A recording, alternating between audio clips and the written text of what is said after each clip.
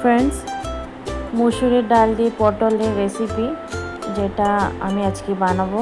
আপনারা যদি বানিয়ে না থাকেন তা আমার এই রেসিপি ফলো করে বানিয়ে নেবেন। অনেক দারুণ একটা রেসিপি। পটলটা কেটে নিয়েছি, সাইড থেকে কেটে নিতে হবে। 4-5টা পটল নিয়েছি, ছিলকা একটু বার করে নিতে হবে। দেখেন, দারুণ একটা রেসিপি। বেশি দেরি না করে আমি বানানো চালু করেছি, যার জন্য দেখে পটলটা সাইড থেকে একটু একটু ছিলে এক একটা চিরা মেরেছি।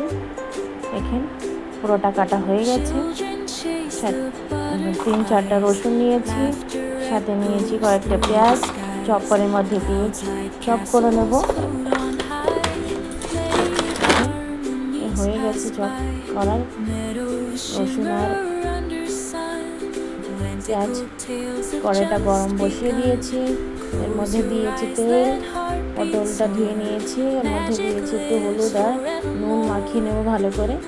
মাখানো হয়ে গেলে এক একটা করে ছেড়ে দিতে হবে তেলের মধ্যে।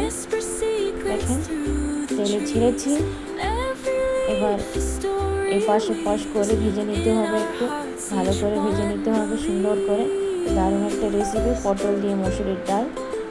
খুবই স্বাদিষ্ট রেসিপি, আপনারা অবশ্যই ঘরে বানাবেন।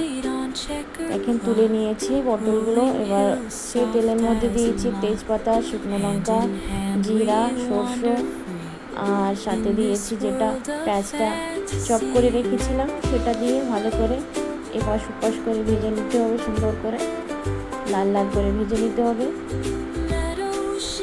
মসুরের ডালটা জলটা দিয়ে একটু ধুয়ে নিতে হবে।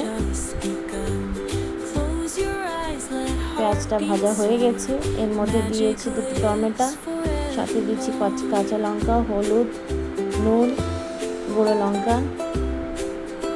এটা দিয়ে ভালো করে ভেজে নিতে হবে। দেখেন ফ্রেন্ডস, সুন্দর করে ভেজে টমেটোটা গলে যাওয়ার মতন ভেজে নিতে হবে। টমেটোটা গলে গেছে। এবার মসুরের ডালটা দিয়ে ভেজে নিতে হবে, ভালো করে ভেজে নিতে হবে ফ্রেন্ডস। দেখেন,